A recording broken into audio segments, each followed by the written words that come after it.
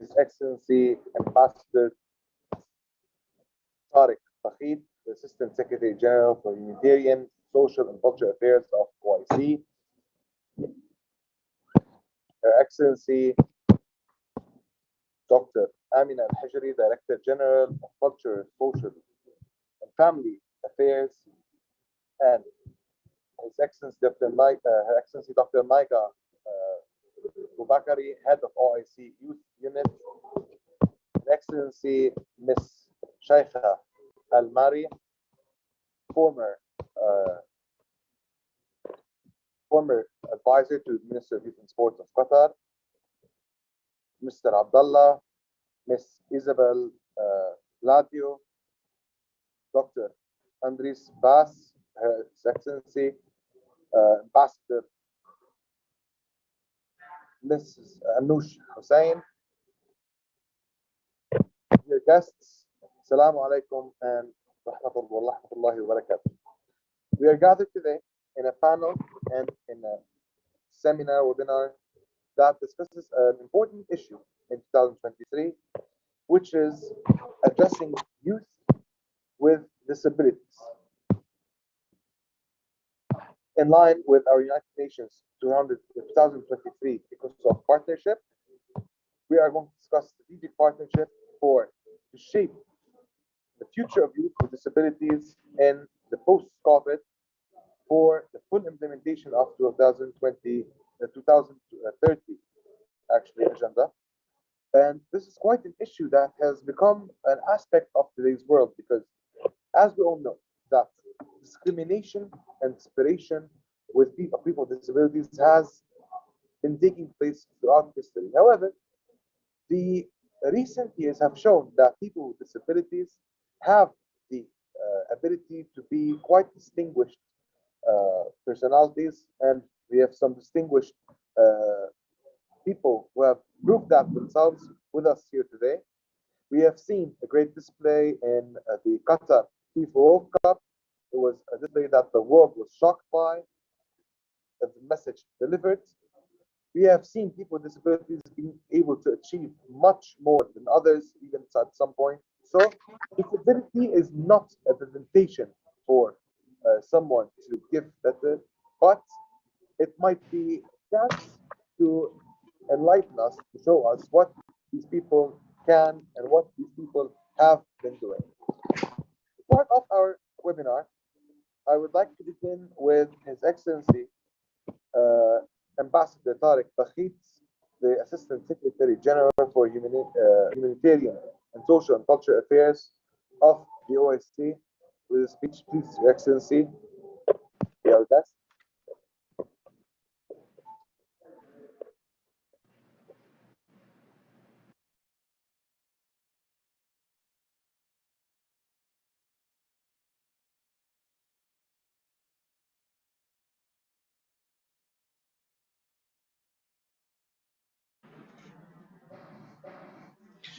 بسم الله الرحمن الرحيم والصلاة والسلام على سيدنا محمد أشرف الخلق أجمعين.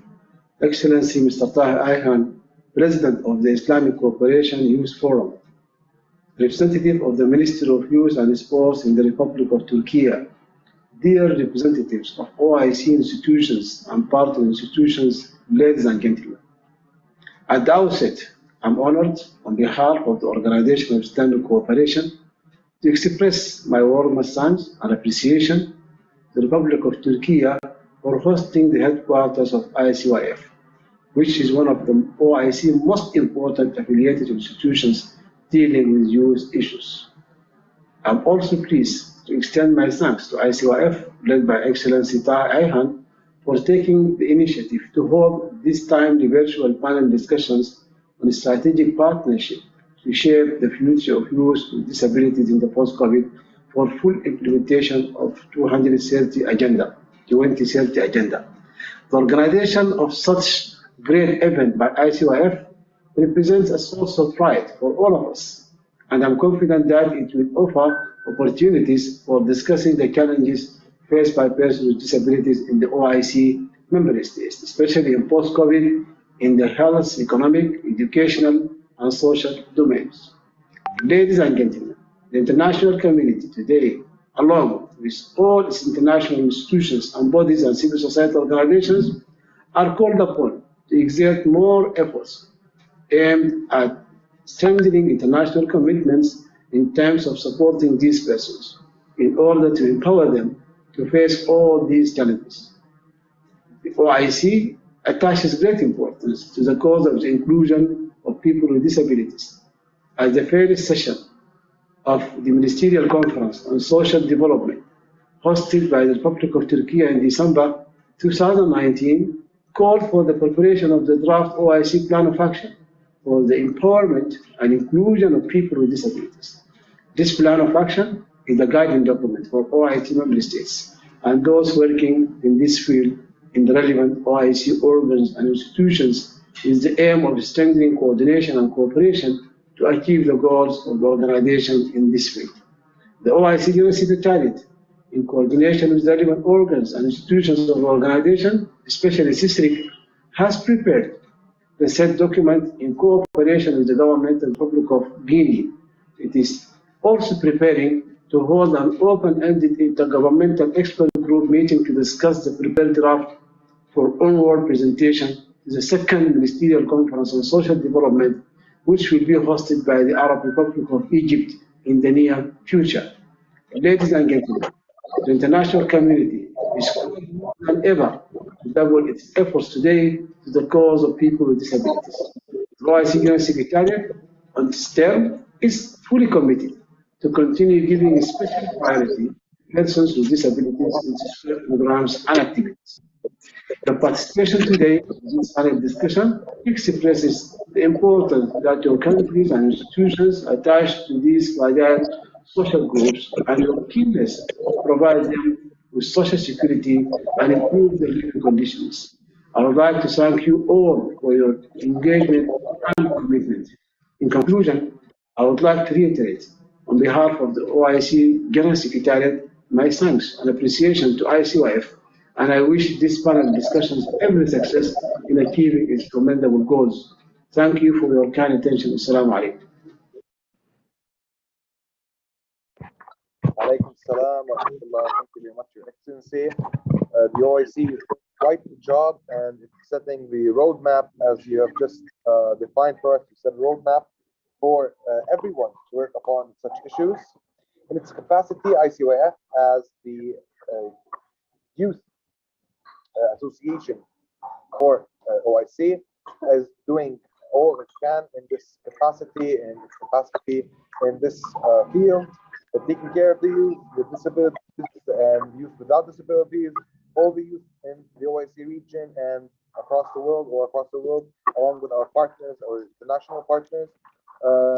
ICYF President Taha Ayhan has been giving actually quite some care for that issue. He personally follows up issues related to youth with disabilities, issues related to special youth that can need the empowerment to give that extra performance, that need the motive. He is always there to clear the motive. With that, we would like to, Your Excellency President Taha, please, the floor is yours. Thank you very much, Brother Muhammad Bey. Hello to all participants, and it's my pleasure to be here with you among the Czech audience. Dear Excellencies, ladies and gentlemen, Assalamu alaikum wa rahmatullahi wa barakatuhu. Peace be upon all of you. I'm delighted to be here with you at this very special side event.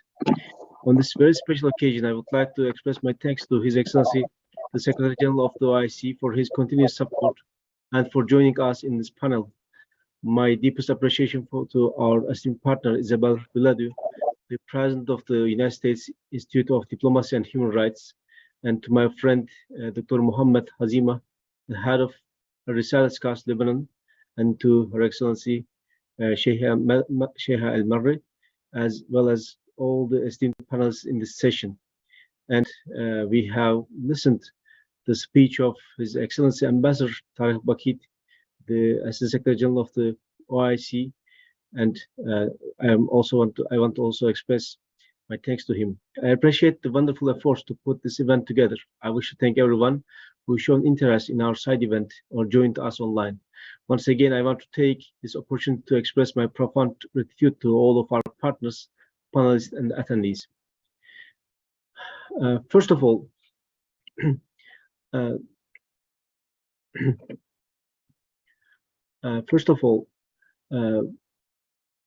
from Istanbul to all points of the globe, it's a great occasion for us to be here to discuss one of the most important agenda items for 2023. In recent years, many regional, federal, state, and local laws and regulations have been passed to include persons with disabilities.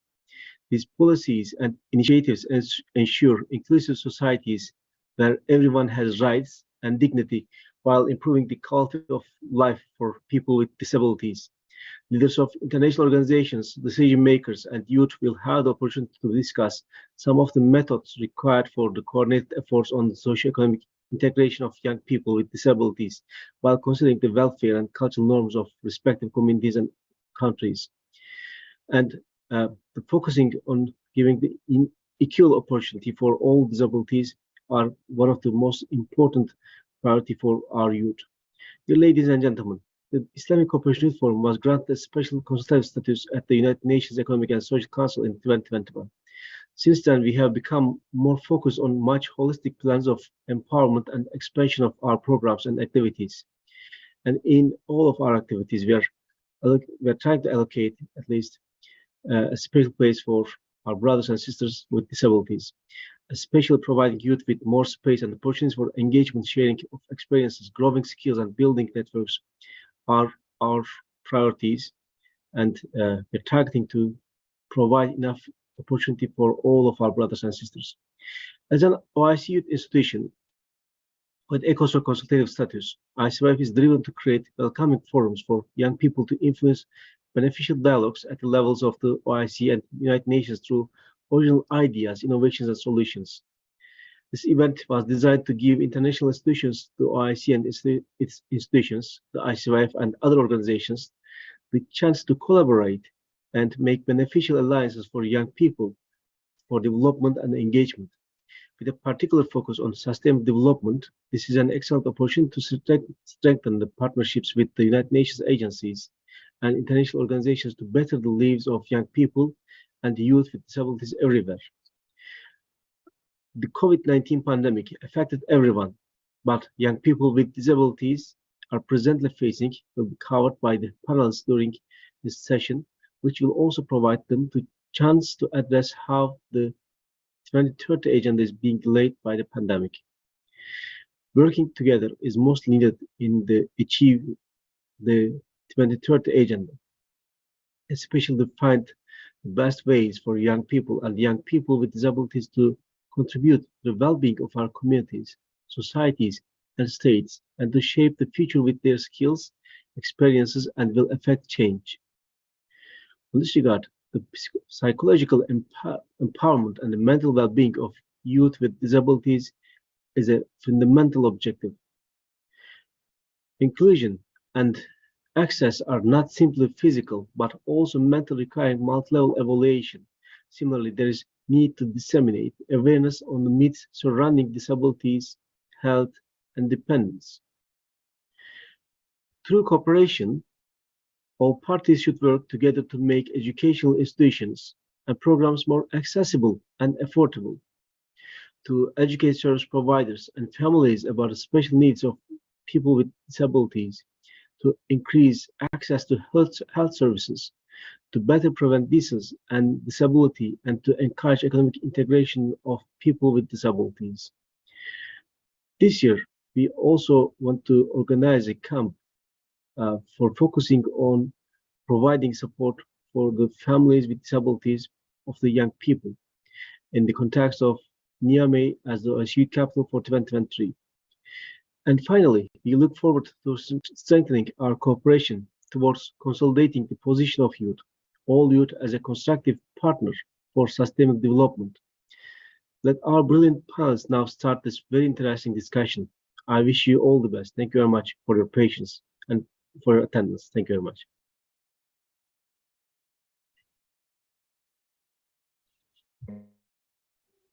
Thank you very much, Your Excellency, for that very encouraging speech for all the youth. We thank you for your efforts. Once again, you are doing a tremendous effort on this topic, on this subject, and the day-to-day follow-up. I can say that from up close, witnessed that myself. Next, I would like to give a brief summary of our next speaker, Ms. Anush Hussain, who is a champion for all those experiencing barriers and self-limiting beliefs, born missing her right arm below the elbow, living with multiple health conditions, a cancer survivor, a Muslim, and coming from an ethnic minority. Anush has never let what society or culture thinks she could do limit her or dictate the direction of her life. She is constantly breaking the mold and challenging not only her own beliefs about her own potential, but also that of society and her own culture. She has become a role model to anyone facing a self-limiting belief or barrier and is sharing a journey to help others unlock their potential. Anush candidly talks about her life, how she has remained resilient in the face of huge obstacles, uh, and talks about the issues we as a society do not talk about enough. In particular, Anush highlights the plight of those stigmatized by society in order to change the misconceptions around these groups. She is heavily driven by teaching others learn to shed their self-limiting beliefs and help empower them to reach their potential. Civil servant by day, Anush is a paraclimber in the UK and ambassador for Ethler's Danlos Support UK and Limb Power, the leading charity for amputees and those with limb difference. She also supports the Gift and Rock Foundation, which aims to help teenage girls aged 13 to 15 from deprived inner city backgrounds develop greater grit, determination, and self-confidence. Ush is 2017 Asian Woman of Achievement Award winner for sports and 2017 receipt of the Helen Rosen Award for Inspiration at the Sunday Times Sportswoman Year Awards.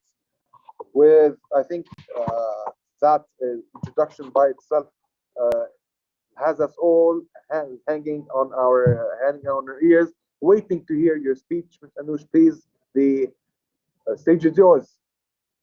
Assalamu alaikum, everybody. I think what I wanted to talk about was that the barriers youth will constantly experience if we don't help them.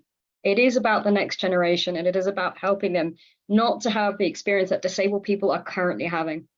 So as a child, Pakistani background, British and Luxembourgish, I've lived in multiple countries. I've lived in China as well. I've lived in lots of places, had lots of jobs. But one of the biggest things I experienced was the culture and the stigma from my own communities, our own Muslim communities, that honestly, in any time I go, I'm always looked at and said, and often I'll have people going, disability, or often they'll just say they're sorry for me. But the thing is, for me, disability has probably been one of the most empowering parts of my own journey. Without my disability and disabilities, because I have my arm that's missing, but I also have multiple health conditions and had cancer 10 years ago. Without them, I wouldn't be the person I am today. I harness the strength and the difficulties my disabilities give me to teach me resilience and keep my faith in Allah. So it is, rather than looking at disabled people and go, they won't amount to anything, look at the potential they have. Disabled people, and especially our youth, are more adaptable to society. They learn to multitask very, very quickly because they have to deal with doctor's appointments or whatever else that might be going in their life. They learn to compartmentalize so much better than the average person because, again, they're probably juggling two lives and two very distinct types of problems. So already our young disabled people are very, very good people in future workplaces, in future sports. We can really help them, but we do need to help them by not giving them the barriers that they're currently experiencing today. The admin barriers about maybe learning how to drive. The problems are you're disabled, which means maybe a lot of association between physical disability and intellectual disability. I became a wheelchair user 2 years ago. I can walk, but I can't walk very far or very safely. So I've had to learn how to use a wheelchair in the last couple of years. And it's shocking to see that when I'm sitting in my wheelchair going around, people will talk to my husband instead of me, because they assume because I'm seated in a wheelchair, I'm not somebody who can speak. Except I hold a master's, I work for the British government. I can speak, I can read, I can have a conversation, I can pay for things in the grocery shop, but somehow they'll take my credit card and let me pay, but then they'll give it back to my husband. Because yet apparently I can't speak. Clearly disproving that right now. So there's a lot of misconceptions I think we really need to help our own societies with, to say, don't judge a book by its cover. You might see somebody look different, walk different, act different. That doesn't mean they can't do amazing things, especially for those of our community who are neurodiverse, autism, ADHD, dyspraxia, dyslexia. They're not disabled. They just process the world differently. And if we help them learn how to process the world in a way that suits them and help, they shouldn't have to fit into society. Society should have to fit them. I shouldn't have trouble getting into a shop because there's a step there. The shop should have been created without the step in the first place. We need to think about accessibility by default, and not just physical accessibility, everything accessibility. Every shop, every business, every employer should have the facility for hearing loops. There should be a conversation when somebody starts anything new, sports, work, school. Do you have any additional needs? And if you do, how can we help meet you? What do you need? And that conversation should be had every few months, so that whenever something comes up, there shouldn't be stigma around saying, I need help, or I need your support to reach my potential.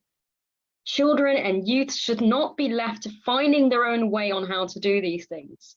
I grew up in Luxembourg. I was the only limb different person that I knew until I moved to London. I didn't know anybody else. So I had to work out for myself how to ask permission on how to drive, how to get around doing my driver's license for the first time, understanding how to start work and maybe get an adapted mouse, because I need an adapted mouse to work properly, but I didn't know how to ask for those things. And often in the disability community, because people are socially isolated, they don't know what they don't know, which means they don't know how to help themselves because they don't know what to ask for and they don't know how to pinpoint the problem. So having other people have that conversation with them and open up their worlds to what possible is the best place we can go. Instead of what it is today, not talking about disability, referring to people as differently abled because we don't want to use the word disability, maybe avoiding people in the street because we see somebody looking a bit different, or maybe staring at them, seeing disability as other, seeing them as something I will never be. Did you know that disability is the only protected characteristic which you can join at any time in your life? We are born Muslim. I'm born female. I am born brown-skinned. Disability I was born as, but anybody can become disabled at any point in their lives. Anybody can become chronically ill, and you can even be temporarily disabled, a broken leg. Much harder to get around with a broken leg. So if we think about it as we can all become disabled at any point in our lives, and imagine it like that, and imagine yourself going somewhere and going, how would I like to experience this with a broken leg? How would I like to experience this if I can't hear? And imagine how inaccessible the world is. Then think about what we can then change for the future. And this includes coming to medical appointments. The number of doctor's appointments I've had where I've simply been told, well, we won't do anything for you because you're disabled. Well, that shouldn't change why I can't receive treatment. That shouldn't change my desire for a good quality of life for the things that aren't seen as essential to keeping me alive. I still deserve the same treatment and the same respect and the same dignity that any other person deserves. Just because I'm disabled, heck, 20% of the world's population is disabled. We all deserve that respect. And as I said, anybody can become disabled at any point in time. And often our older community members are disabled. And the world is so much harder because then they realize how hard the world is to navigate. So if we start tackling this now and making it the world and ourselves and our society accessible by default, then our youth will grow up in a world where barriers aren't their problem. It's just what they think of themselves. And it's just finding their own empowerment. It's not the stuff around them that's the problem. Thank you. Actually, we would like to thank you, Ms. Andoush, for those words coming straight from the heart that touched all of our hearts, actually. We thank you for that. We thank you for the wake-up call. And with that, I would like to proceed to one of our keynote speakers, Ms. Isabel Vladimir, founder of the U.S.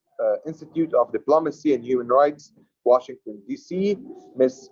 Isabel is an international human rights specialist and the founder of the U.S. Institute of Diplomacy and Human Rights for more than a decade. She has diligently engaged in NGO diplomacy and human rights education, expanding her valuable expertise in inspiring individuals and notable policymakers, government officials, and leaders of renewed and renowned international organizations. To date, her hard work and talent have enabled her to mentor over 15,000 people. Isabel Vladiou is an exemplary leader who has earned the recognition of 2 of America's presidents. In 2018, she was recognized by former President Trump with the President's Volunteer Service Award, and in 2022, she received a Lifetime Achievement Award from President Biden.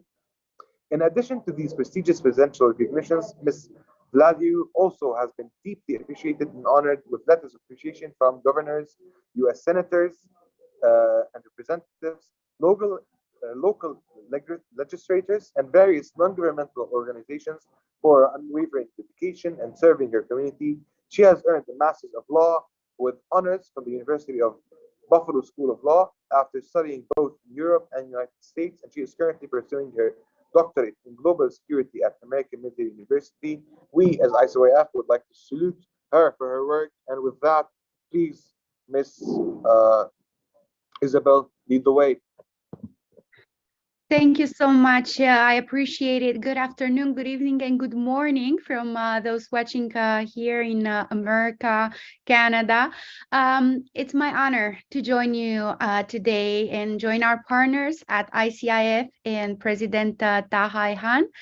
I've been listening to the speeches with very much interest, and I was looking forward for this particular session. Greetings to His Excellency Hussein Brahim Taha, the Secretary General of OIC, and all the other partners and everyone watching us at home.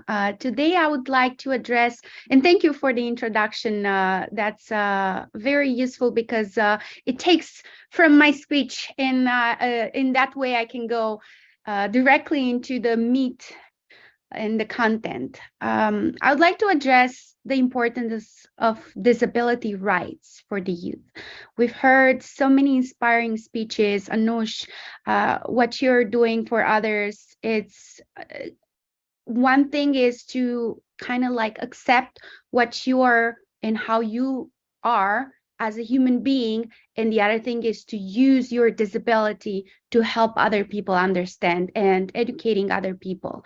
As we move forward to a new era, it's critical that we make an effort together to ensure that young people with disabilities have the same opportunities and freedoms as their speech. And disability rights should matter to every human rights activist, human rights advocate.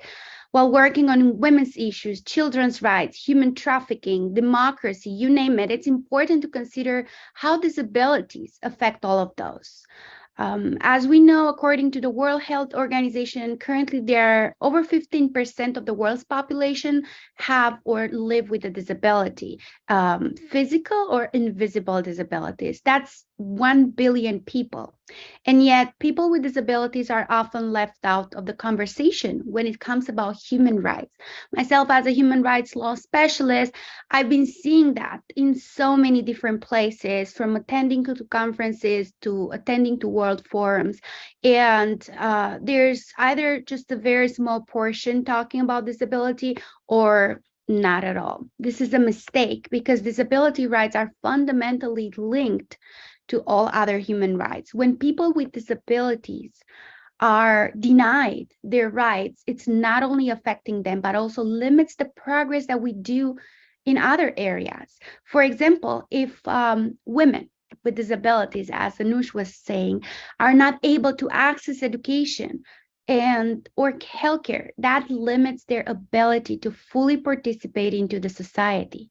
Right? The same is true for young people with disabilities. When they are excluded from education and social activities because of their disabilities, they are less likely to grow to be productive citizens who can contribute to the fight of democracy, human rights, we name it, everything that we are trying to build in society. Inclusion of people with disabilities is essential to advancing the cause of human rights for all. So I want to invite you all, every time that you are joining a panel or you are organizing, hosting an event, talk about disability rights. Don't just mention human rights without mentioning disability rights. It's our responsibility as a society to work together to break down those barriers and create a more inclusive and accessible world for young people with disabilities.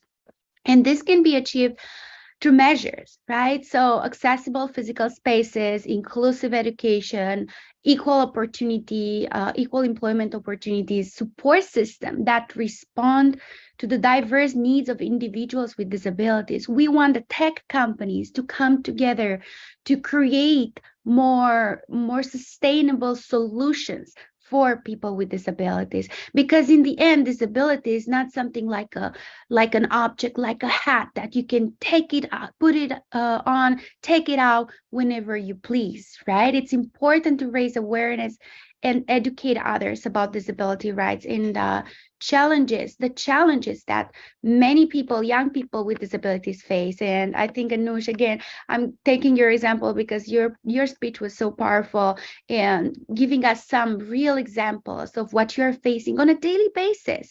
And maybe people don't think that far, right? So this can be done, this engagement, this raising awareness, this education, obviously through community engagement, through media campaigns, through advocacy efforts, but in the end, through forums and events such as this one, where we are coming together not only to educate you, but to share a piece of our heart, a piece of our work.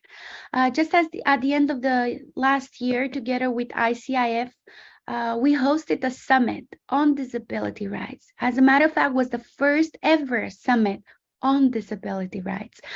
Prominent leaders, multiple disability rights organizations, veterans with disabilities, young people with disabilities, even renowned activists attended the summits to discuss how can we promote equal opportunities for disabled persons. And if we go back and understand that disability rights are fundamental rights that must be respected and upheld, it's our responsibility to ensure that young people, the younger generations with disabilities, they have the same opportunities and freedoms as their peers, and they create a more inclusive and accessible world for them. But just by working together, we can make a positive impact, right? So just help others to reach their full potential. In the end, I want to mention a few solutions. I'm always a solution-oriented person, and these solutions kind of transpire from the summit that we hosted last year. Obviously, the COVID-19 pandemic has affected individuals from all walks of life, but none more than so with those with disabilities, right?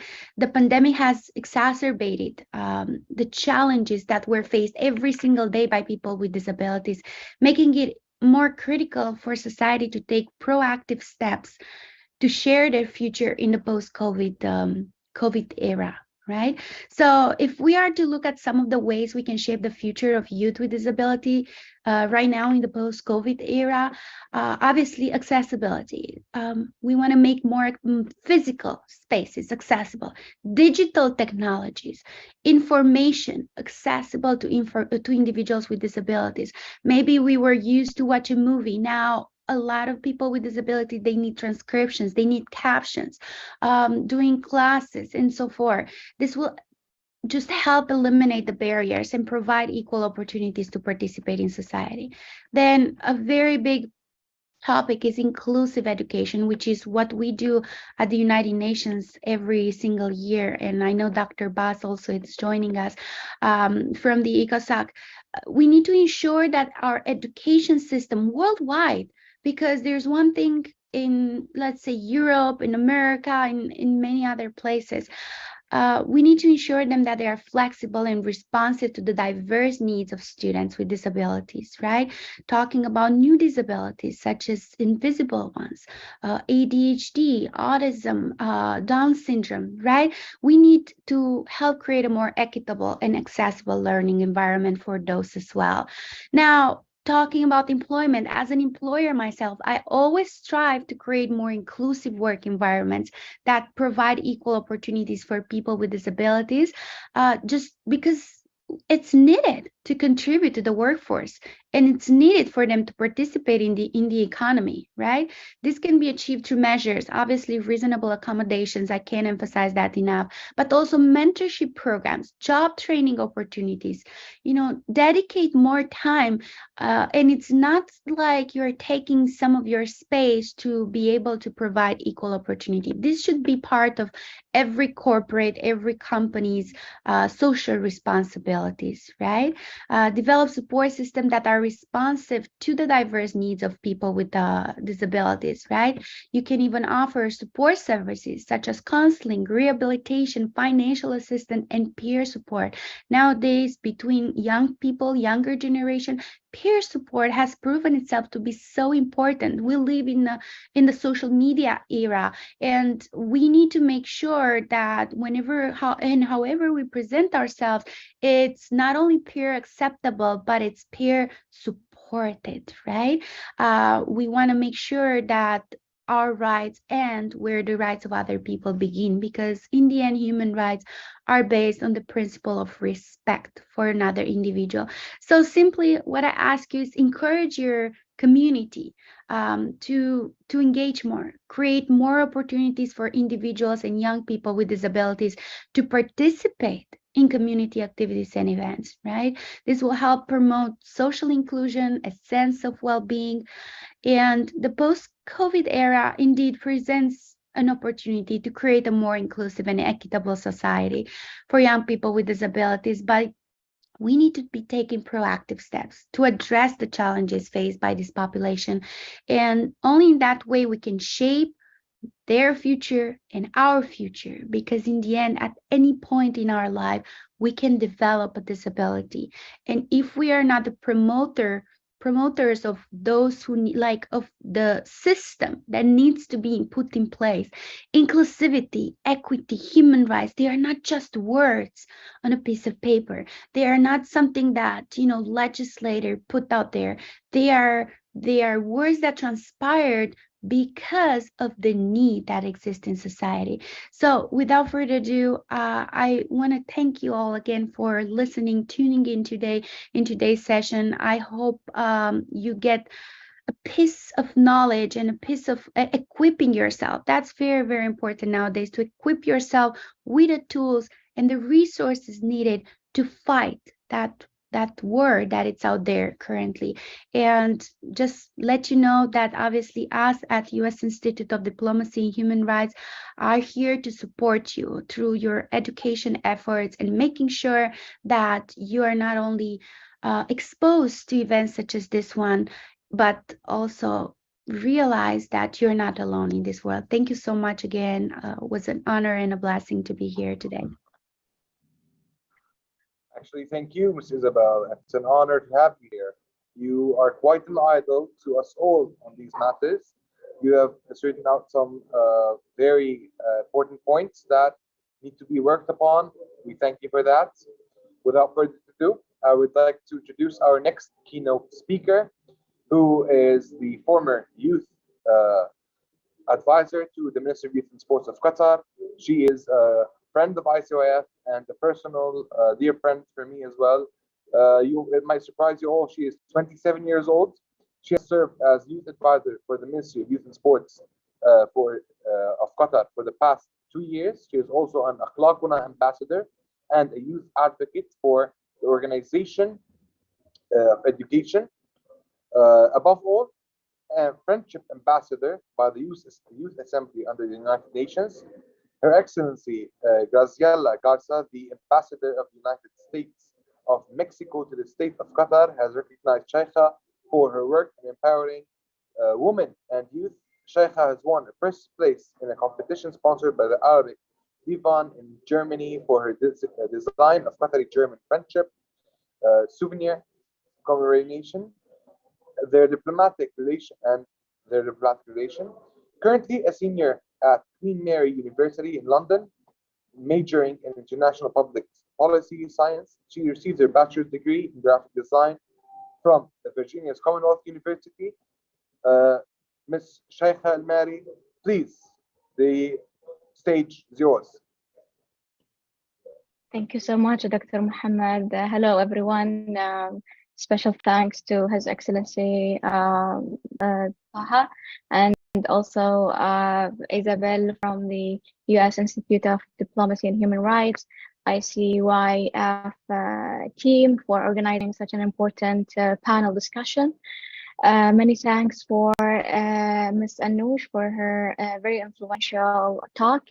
It is absolutely my pleasure to join you in this important discussion regarding youth, specifically youth of disabilities, and speaking about, the strategic partnership for a better future regarding when it comes to beyond COVID, what we learned from COVID as a global challenge. Regarding Agenda 2030 of SDGs, Sustainable Development Goals, plays a critical role in strengthening universal peace and freedom, healing and securing our planet, and shifting the world into a more sustainable and resilient path. It seeks to realize all people's human rights, most of all, as well as gender equity. So I always prefer to say equity more than equality, because equity, in my perspective, is more, inclusive and justice for both genders when it comes to rights.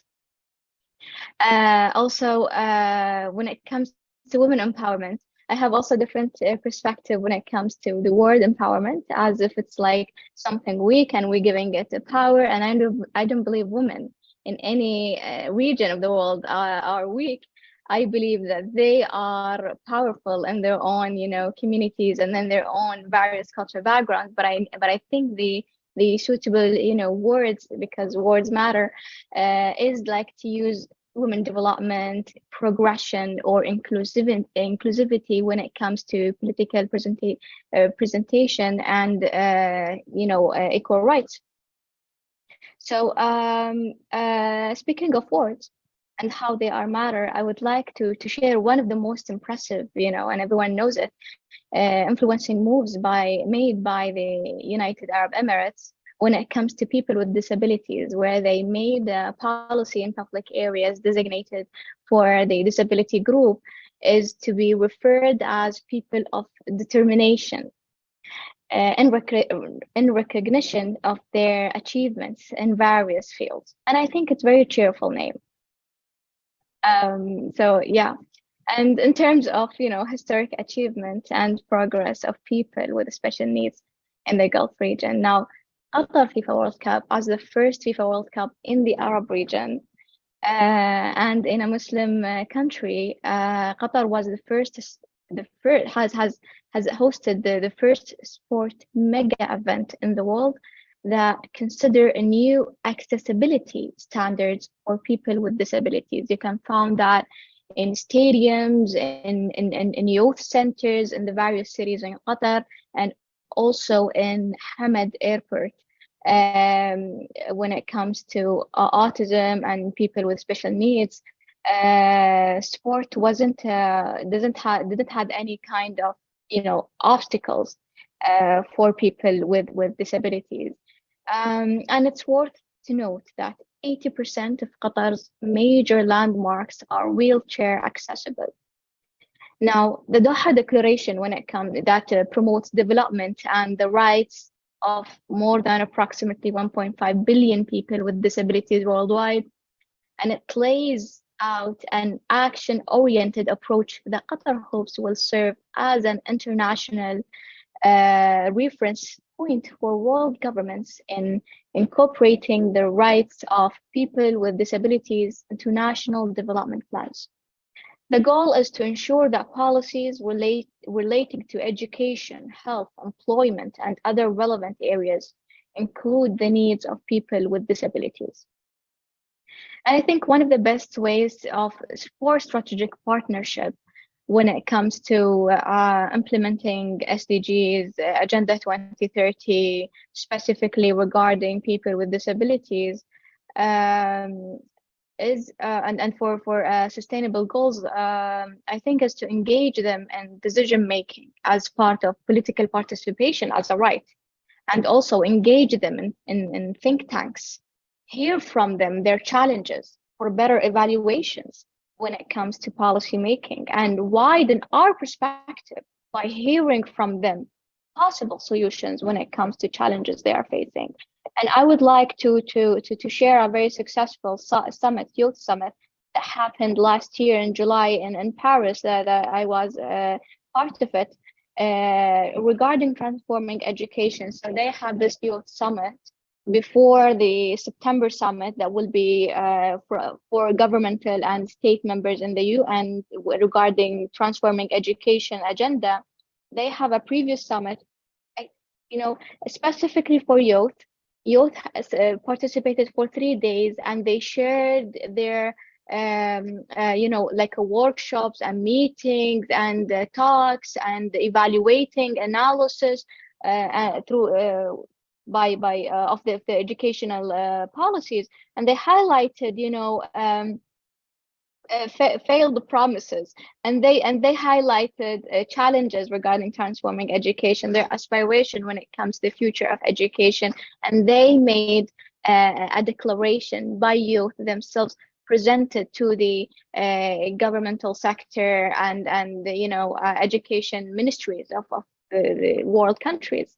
And it was very successful participation, and I would wish to have such a thing when it comes to youth engagement to the policy making and decision making, also to be applied to youth of disabilities, and disabilities of any age, and also now disability is mentioned in various parts when speaking about SDGs goals, which are integrated and indivisible, and balance the 3 dimensions of sustainable development: economic, social, and environmental, specifically in parts related to education, growth, and employment, inequality, human settlement, accessibility, as well as data collection and monitoring of the SDGs. Now, for example, Goal 4 on inclusive and equitable quality education and promotion for lifelong learning opportunities. People with disability are part of it. In Goal 8, which to promote inclusive, sustainable economic growth. And also in Goal 10, when it comes to strives to reduce inequality within and among countries, and empowering and promoting the social and economic and political inclusion of all, including people with disabilities. Goal number 11 would work to make cities and human settlements inclusive, safe, and sustainable. To realize this goal, member states are called upon to provide access to safe, affordable, accessible, and sustainable transport system. Like in Qatar, they take transportation system very seriously, specifically during the FIFA World Cup, and it became like a sustainable a successful project for the coming generations, specifically for people with disabilities. And when it comes to metro, public transportation, everywhere it is accessible for people with disabilities. And also when it comes to goal 17, which stresses that in order to strengthen the means of implementation of the global partnership for sustainable development, the collection of data and monitoring and accountability of the SDGs are crucial. So member states are called upon to enhance capacity building support to developing countries, including least developed countries and small island developing states, which would significantly increase the availability of high quality, highly and reliable data that is also designated by disability. And because, based on the UN reports, specifically the recent reports when it comes to strategic partnership, when it comes to successful implementation of SDGs goals, specifically beyond COVID, and what have we learned from COVID, I think I've seen the data and statistics. People, the public, and the civil society they are affected more from the COVID, and also they have the more participation when it comes to a quick, responses to overcome, pandemics and challenges, specifically during COVID. So they are the heart of sustainable development, and it is worth noting that they have remote participation in effective transformation and implementation. So it all relies on civil society. It is also worth noting that they have remarked the importance of having their trust, the civil society, and sticking and having their trust is really important, because one of the challenges that I think, beside the successful collaboration of governments, and whether governmental sector or private sector, in a quick response for COVID, which is very influential for future pandemics, I think there are very dark sides, negative sides that I would like to highlight, and media has overlooked, even though there been like a huge protest worldwide regarding, the COVID-19. We know, having the contradictions of the values that we speak about and the real life implementation when it comes to specific projects. So when it comes to people of disabilities, their health, their well-being, their welfare during COVID-19, and I'm speaking about regular people and the challenges they had faced, the enforcement of the vaccination, where I'm speaking in the Middle East region, where, and I think maybe it's the same in European countries, where people are, there are medical apartheid that was practiced, where people are kicked out from their job. And I'm speaking about healthy people, and kicked out from their job, the right to have job, and also kicked from education because they are not vaccinated. So we have this technological surveillance when they target who is vaccinated, who is not, and prevent them from the right to work, and the right to have education, and the right to use the public facilities, and also to travel. So people are questioning now regarding SDGs and sustainability, and what is the role of a human rights, specifically speaking about number code, Helsinki charter, regarding the enforcement of the vaccination, specifically there is new vaccines, and nowadays there is a challenge in tracking the side effects of it. And one of the, I think, good projects that I've seen, and efforts is in US and in UK, because they have vaccine injuries tracking system like the VERS in US and Yellow Card in UK, but the other countries lack such a system, and I think it's a very crucial system in evaluating policies, and specifically health policies, and how successful it is, and what is the challenges of it. And that's speaking of regular people, and I know that the people with special needs have the most challenges when it comes to COVID and the challenges of enforcing vaccines, or the violations of medical privacy when it comes to the application showing it everyone everywhere.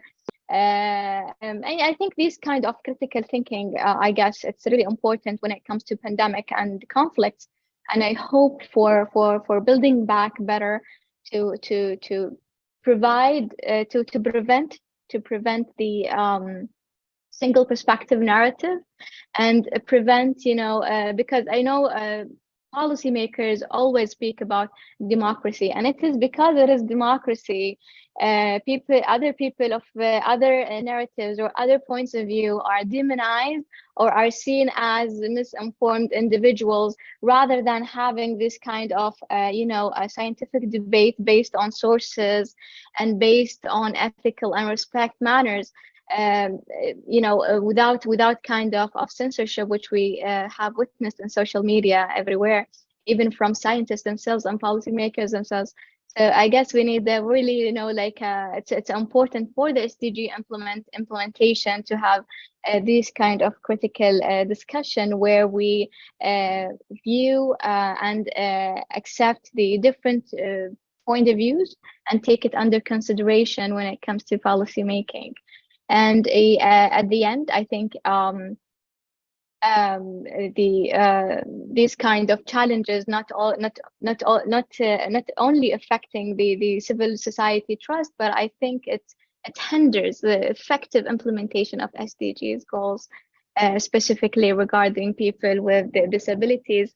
And I look forward for a better strategic partnership, more responsive, as if it was in the COVID, and how it was very effective in COVID, even beyond COVID, to remain that kind of active connections when it comes to active implementation of SDGs goals. Thank you so much.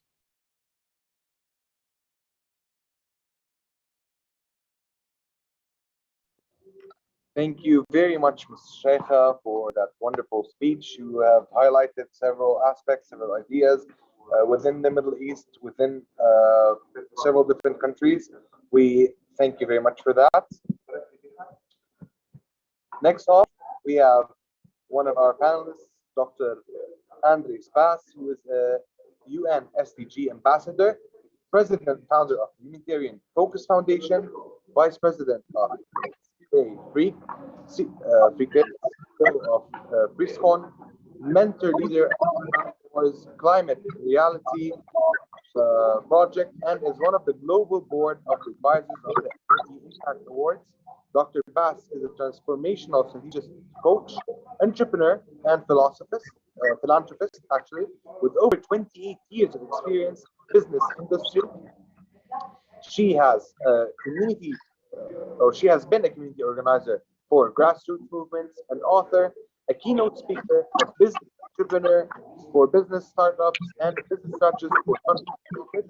Her passion is helping individuals become leaders in their communities, and she has trained and mentored thousands of corporate professionals, entrepreneurs from diverse backgrounds and various industries across the world.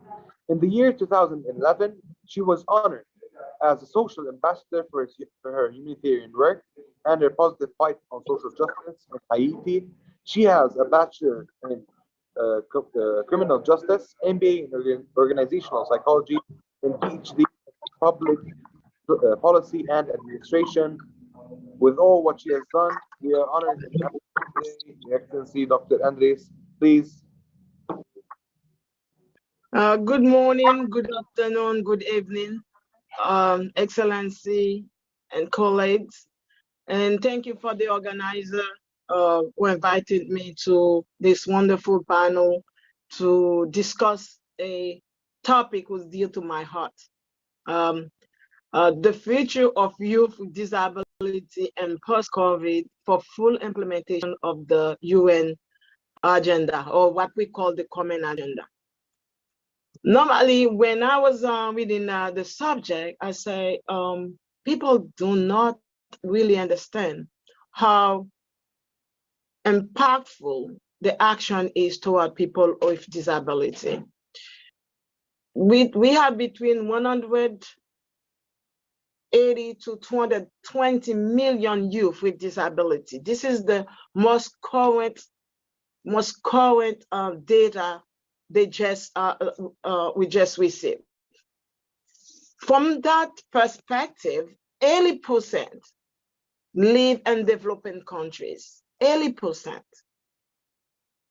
They have socioeconomic and civic disparity. Then we think about them then less. And when we put the SDG together, and most of us say, oh, it has to be inclusive. Education for all. We're talking about human rights. But the higher risk of illiteracy is for people with disability. Lower employment rate is for people with disability. The transition between from youth to adult work is the most people who have problems to fit in society is people with disability. When we set the goal in 2015 for 15 years of the Sustainable Development Goal, a lot of people doesn't understand. Inside those goals, you know the 17 goal is good, but inside those goals, they have 169 targets. And there are 5 critical points of that area people need to understand. If you want to solve the problem of disability, you need to really don't look at it as a whole, but look at it as a step. The same like I want people when they're looking at a target of the Sustainable Development Goal, think like you're in the plane and you look down and don't see the city as a whole, but just look for one specific thing you can solve. Then because we've been looking at those as the goal, Sustainable Development Goal as a package, instead of open each of them to see what is the target I can solve on it. Because youth with disability, deprived of education, deprived of training, the risk for unemployment is so high for people with disability. Because people always looking at that stigma by looking at you first before they think about anything else. And I tell people, when you see somebody, think about the human right aspect. Because lack of education force people with that disability to enter to poverty. Global inflation with COVID ordered the staple for food during that period. Who was affected the most? People with disability. I never knew how much we was affected because I live in New York. We always have problem with the subway because most of the subway is not accessible to people with disability. But when we have Hurricane Sandy, I saw with my first hand how people with disability was stuck for days. People were stuck for days because nobody can reach them and they didn't have no ability to even pick up a phone that they would know. There was no actual data who was there to know this house have somebody with disability we need to send. There was no form of intervention before that. And I'm asking, at that time of Sandy, we talk with the city, I say, what can we do before we even think about COVID? We didn't even think COVID going to come because COVID was coming by surprise. But from Sandy, I always thought how we can make it better. Did we have to have a system to know?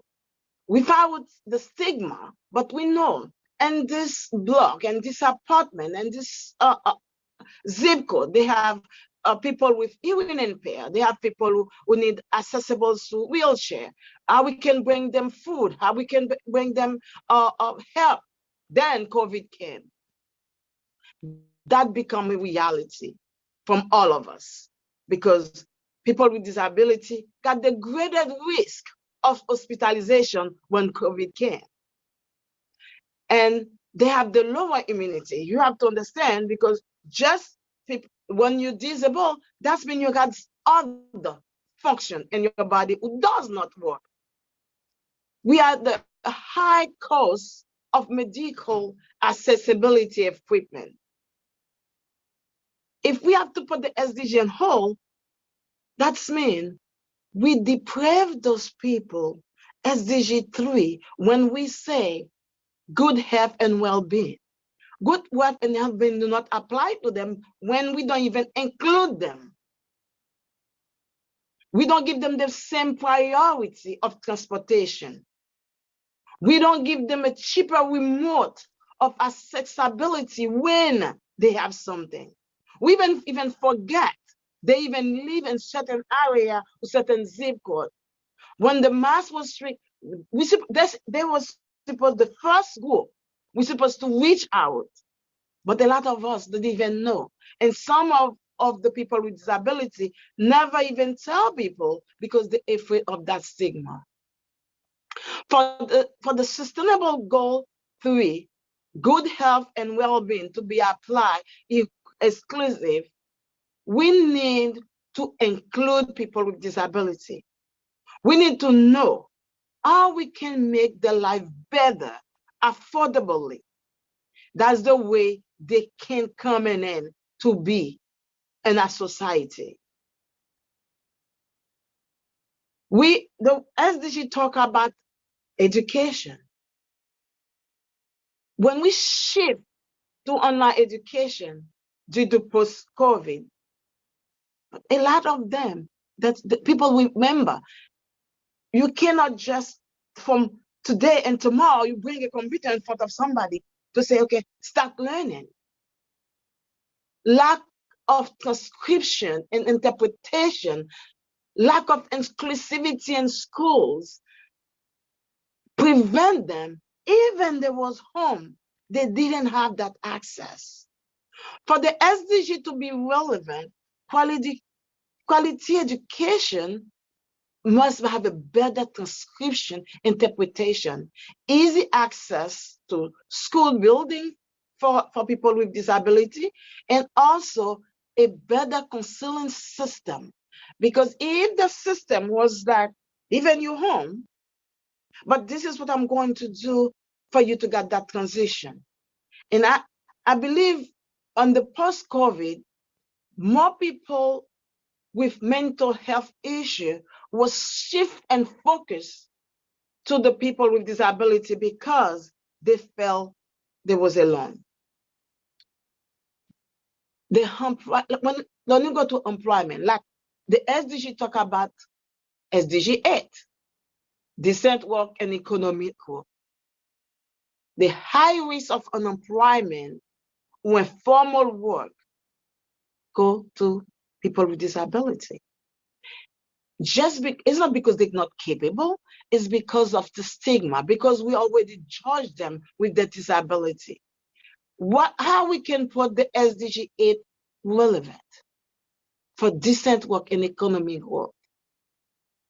We need to implement solutions, equal wage, equal access to grow opportunity at work, penalize workplace discrimination. I'm very strong on that because a lot of corporate, they don't think anything can happen to them because they think they're doing the person with disability a favor. Remember that, forget that person also have an intelligence. He's not doing me a favor because he's doing the job. They have a lot of cities who really not accessible. And I was like, so I went to Turkey with USIHDR and the summit on disability. I was amazed. When I went to a subway, they have the ramp, they have the stairs, and they have the elevator. And I said, wow, why don't every city think exactly like that? We need to do innovation and infrastructure. When we build those roads, when we build those subways, think. It may not be now, but probably 5 or 10 years, that neighborhood will probably shift to somebody with disability. And you may not disabled today, and you're disabled tomorrow, because nobody knows exactly what's going to happen between now and tomorrow. We need to implement more accessible elevators and the public transportation, more guidance marker for people who got cane, smooth floor, just all that. Because COVID teaches us we never prepare. And to reduce inequality, like we say in SDG 10, we need to have more social services institution and make awareness to reject toxic social norms. That's the way people with disability can feel they belong. And how are we going to do that? What the future should hold for the people with disability? And it is like so funny, because anytime people looking at me, they say, yeah, yes, I'm a disabled person. And I use my disability as my ability to grow, to teach others, to make people understand we exist. Because disability comes in any type of shape or form. We must be included. We need to break the social stigma. We need to step out of our comfort zone also to lend our hands to the one who need us. We need to educate ourselves about disabilities. Understand the social dimension of the sustainability. And when we work with people with disability, just open that target of the SDG to say which target and that part. Because, for example, education got 7 targets. Open them. You may not be able to use this because, okay, I can't because that person is disabled. But which one of the target you can use to help that person with disability? I think we need also to do a mental tough searching also to remove that physical and attitude barrier in front of us when we see somebody with disability, to remember the aspect of human rights, they exist. We need to have a behavioral change toward people with disability, toward our community with disability. We have to make more accessible a structure, infrastructure. Think, even in your office, when you got an office, when you look at it to say, can I receive somebody with disability? If you have somebody, you have an internship in your job, and in your work, you got a workplace, can you mentor a youth with disability? If you're a school teacher, if you work in a school, what can you do to make schools and workplace more flexible and inclusive? Because sometimes we say the more inclusive, but when we come to the reality, we avoid it ourselves. How can we push the representative, our state senator, our mayors, our government? How can we work together with policymakers? And I tell people the reason I love public policy is because no matter what you make, no matter how many rules you created, if you don't have policy in place and implementation, it's just like you keep talking.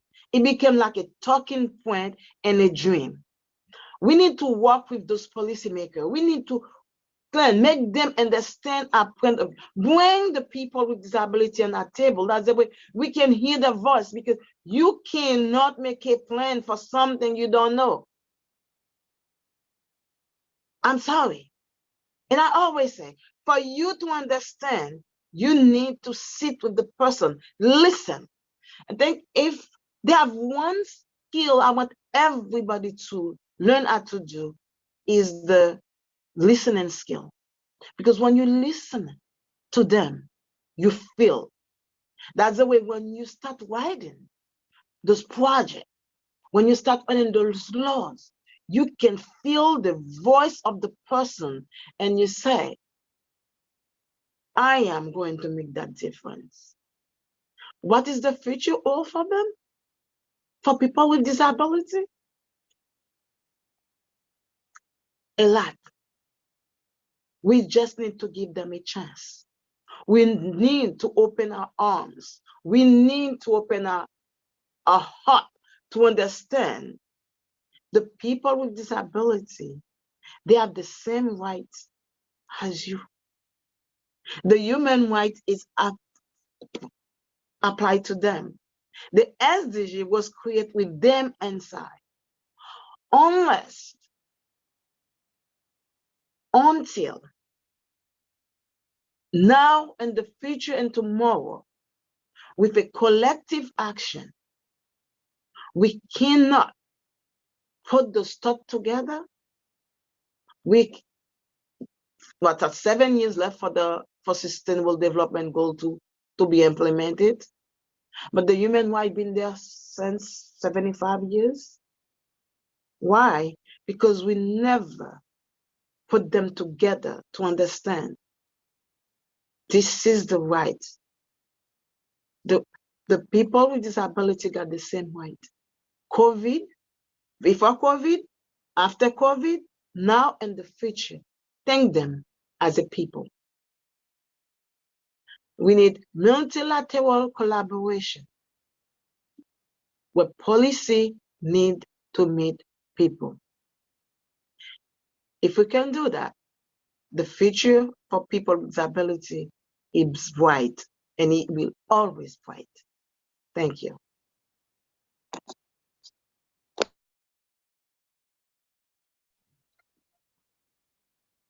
Thank you very, very much, Dr. Bass, for that shout out to the conscience of the world.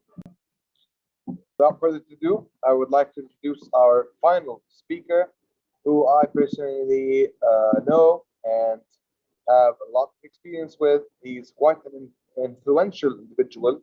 He's 20 years old, third-year computer science student.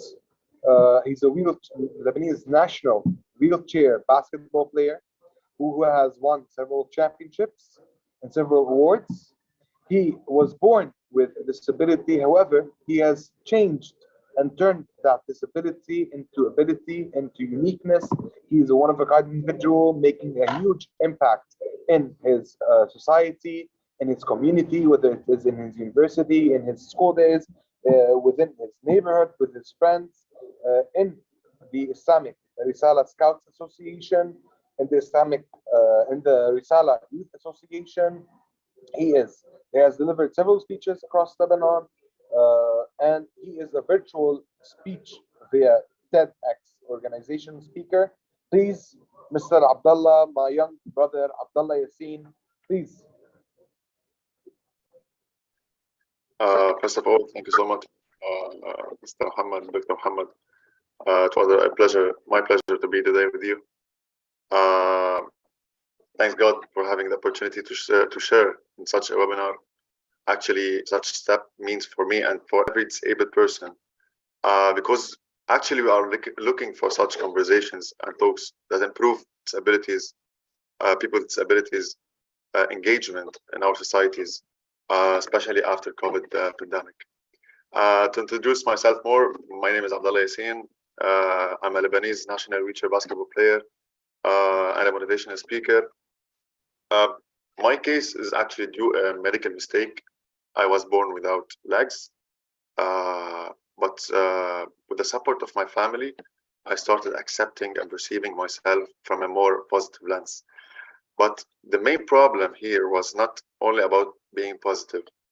The challenge in my life was not only the positive way that I look, but to make people accept this case, protect this self from society's reaction that still till now didn't fully accept the reality that people with disabilities are an essential part of this society and this world.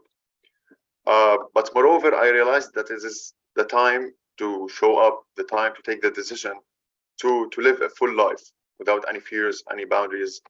So my target was to go more into the society, to challenge everything around.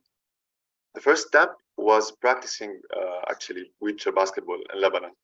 It was somehow tough at the beginning, but after trainings, it went so good until I reached the national wheelchair basketball team, which was the turning point in my life. But the main step now is it is actually my responsibility towards people with disabilities was to work on them psychologically.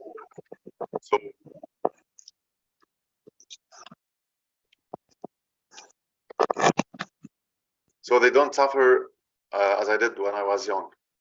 When I was young, actually, it was really so bad.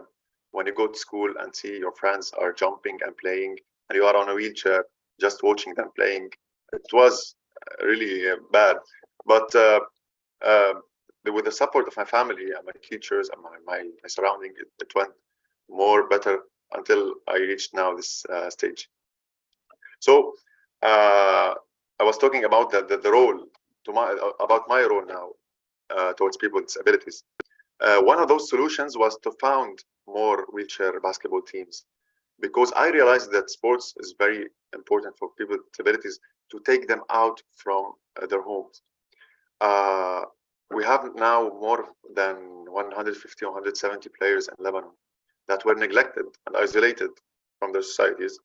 But after playing wheelchair basketball, after going to sports, their lifestyle changed absolutely. Their mindsets changed. Their mindsets from a person that sitting at home with no determinations, no determination, no goals, to another person with another mindset, a competitive mindset, a winning mindset, a person that wants to practice and wants to win. That's why sports should be improved more in our societies and our countries, especially for people with disabilities. So, ladies and gentlemen, I want to thank you so much for this webinar that sheds the light on a crucial issue, actually. Every one of us has his own ability, but expressed in a different way. So how? You may see someone without arms that can draw an amazing paint, but using his legs. Or you can say people playing basketball, but on wheelchairs. This is the point, that every one of us has a specific ability, a specific way of expressing this ability. So simply, it is a right.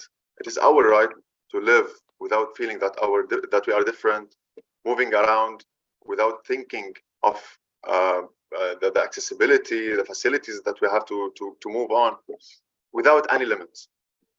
That's why governments and schools, universities, companies should take into consideration that at any time a wheelchair user may visit them. They should be accessible. They should be ready. I faced a problem one time. I had to go to an exam, and the school was not accessible to do the exam that was on the 3rd floor. So I was obliged to do the exam alone, without my friends, in the ground floor. And that was about 7 years ago. So can you imagine a young boy doing his exam alone? He will feel that there's something different. So this is our role now to make a change. We need a change in society's mindsets and the accessibilities. So sometimes I ask myself a question: So why it is rare to see a politician, for example, from people with disabilities? Why it is rare to see a journalist? It is very rare to see someone with a disability sharing these activities or making these jobs. The problem here is that there are no chances for them to express the abilities, to show up, to explode these abilities. We have to create them now. This is our role now. Like 10 years ago, this issue was not shed the light like now, but we need a change. We need a change. We need to feel that we are not different. We need to feel that people with disabilities are like any person in this society. We are not the margins of the society. We are the body. So again, it was my pleasure to share my story. Thank you so much. I really enjoyed the talks, and I learned a lot from them. Thank you so much, Doctor, and thank you.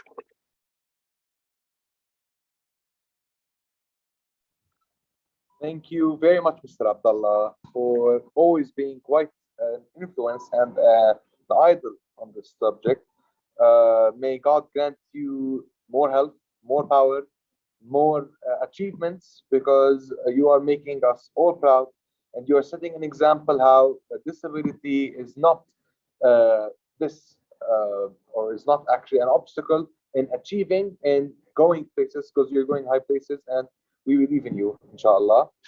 Thank you to all our speakers.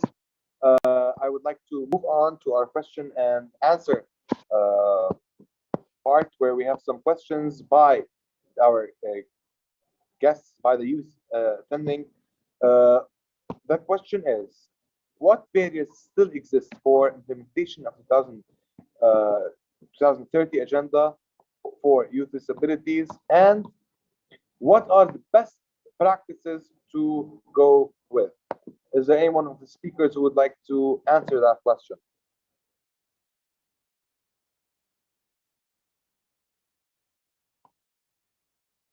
Ms. Anoush, how about you? Can you repeat the question again? Yes, sure. The question is, what barriers still exist for full implementation of the 2030 agenda for youth disabilities, and what are the best practices that we should go about? Yeah, so I'm happy to go ahead initially. So for me, it's making everything accessible by default. So accessible is just physical accessibility. It's everything. Are things affordable? Are things attainable? When we think about, we're talking about the whole world. Accessibility means different things to different people. It could be food accessibility, it could be transport accessibility. But if we start creating a world that's accessible by default, disability won't be a barrier in the future, and it won't be seen as a barrier in the future, because those with disability should just be able to carry on their day-to-day without any issues. So accessible by default is the best practice. I've seen places which have amazing accessible by default, where I go in and I'm not worried about the fact that my different abilities mean I can't access a bathroom, a building, being able to speak to somebody using different software to do that, being able to afford the transport, the food, or the alternative transport to get me there, being able to have a confident conversation with my doctors or whatever else that's going on, or accessing the education that I need, or having the equality of gender that I desire. So yeah, accessible by default across the whole spectrum. Thank you very much, Mr. Anoush. So our speakers have given us quite some very, let's say, deep considerations. We have several different opinions. We have several different advice, several different implementations to be implemented. Hopefully, this shall be one of many to come. Seminars and webinars and talks and workshops with this subject, on this topic, with our co-organizers, with our partners, with our distinguished guests, with everyone present here today. This topic we can never get enough of. We need to start working on it. We need to start implementing on it. We need all the youth, all the people actually with disabilities listening to us today, watching us today, hearing us today, tuning into us today. You can be a difference. You have everything you need to go places to achieve. There are lots of strategies by the year 2030 and after post-COVID. We have learned a lot. We have a lot of strategies set. It's time to work hand in hand together to achieve all of those. I would like to thank all our guests, our distinguished guests, Your Excellencies, our dear brothers and sisters for tuning in with us today, for giving us the intel they have given, for their participation, for their wonderful speeches. I have personally had the honor of being here with you guys today. It was quite experience. It was quite very fruitful communication, very fruitful dialogue. I would like to thank you all for that. Thank you, everyone. Assalamu alaikum wa rahmatullahi wa barakatuh. Your Excellency, President Taha Ayhan, Assalamu alaikum, everyone. Malikum salam.